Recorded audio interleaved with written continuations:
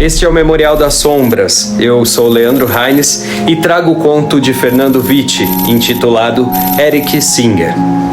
São Francisco, 21 de dezembro de 2025, 23h45.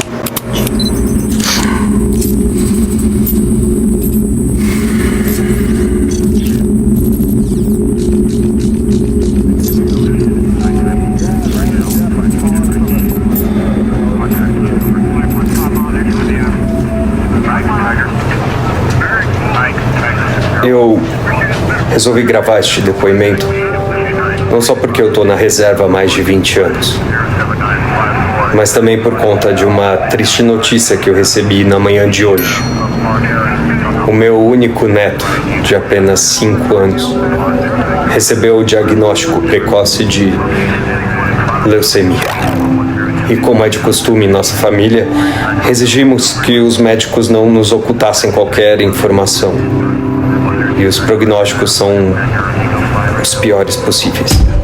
Meu neto tem no máximo mais 6 meses de vida.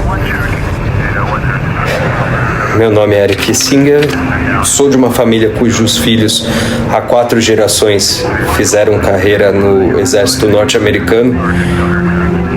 E hoje, face ao que resolvi revelar, eu faço um apelo às autoridades deste país que revelem toda a verdade sobre a cultura e a ciência que podem curar crianças como o meu neto. E o que tem para revelar aconteceu em uma base do exército do estado do Alasca, no verão de 1979, mais precisamente na madrugada de 16 de julho. Eu, um oficial de 25 anos, era um dos responsáveis pelos mísseis balísticos. Mísseis apontados para as principais cidades da União Soviética. Eu trabalhava no painel de controle da mais destrutiva arma nuclear. A ação que efetivamente levava ao lançamento de um míssil não era apenas minha. De acordo com os protocolos, nós receberíamos a ordem de um ataque por um telefonema do Estado-Maior. 1 ou 2 soldados simultaneamente seriam responsáveis pela sequência de comandos para o lançamento dos mísseis. Naquela noite, além de mim junto ao painel de controle, estava o oficial Milton York, o distante e frio Milton York. A base em que estávamos contava ainda com um pelotão de 10 soldados que garantia a segurança das instalações. Estes soldados eram comandados pelo tenente Anthony Tower. Eu já servia naquelas instalações há 6 meses e desde a minha chegada, todos os dias eu ouvia relatos dos soldados sobre avistamentos de objetos em forma de disco que cruzavam os céus da região. Estas afirmações eram confirmadas pelos radares da mesma região militar. Eu mesmo, em 2 oportunidades, presenciei discos voadores flutuando sobre as instalações dos mísseis nucleares. Nunca recebi dos meus superiores qualquer resposta oficial acerca dos relatórios que eu enviei sobre estes objetos voadores não identificados. As únicas ordens não oficiais que recebi foram: não comente estes fenômenos com a mídia. Salvo ordem expressa do alto comando militar, não use armas de fogo contra estes objetos voadores. E foi por volta das 2h30 da madrugada daquele dia que o mundo enlouqueceu. Milton e eu estávamos iniciando o nosso turno e foi então que eu ouvi explosões e tiros. Pelo rádio, entrei em contato com o tenente Towers e o que ele me disse pouco antes de cair a comunicação foi que ele havia recebido autorização para atirar contra alienígenas que invadiram a nossa base. Surpreso, me virei para o oficial York e ele tremia de medo.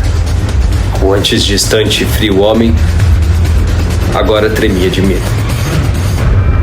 Poucos segundos depois, o telefone da linha direta com Washington tocou e eu atendi a ligação que mais temia na vida. Do outro lado da linha, uma voz firme orientou-me a iniciar o protocolo de lançamento dos mísseis. Eu havia recebido a ordem para iniciar a Terceira Guerra Mundial, a guerra termonuclear global. Ao meu lado, York levou a mão no peito e caiu da sua cadeira. Ele estava sofrendo um ataque cardíaco. Do lado de fora, os tiros e explosões se intensificaram. Levantei-me e, antes que pudessem prestar qualquer ajuda ao Milton, a porta de aço que nos isolava do resto da base militar tombou para dentro.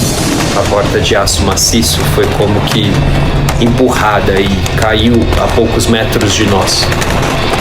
Após o estrondo do choque do metal contra o chão, saquei minha pistola. Os tiros e as explosões haviam cessado. E foi então que eu vi. Eu vi dois seres de aparência humana. Na verdade, pareciam muito com mulheres.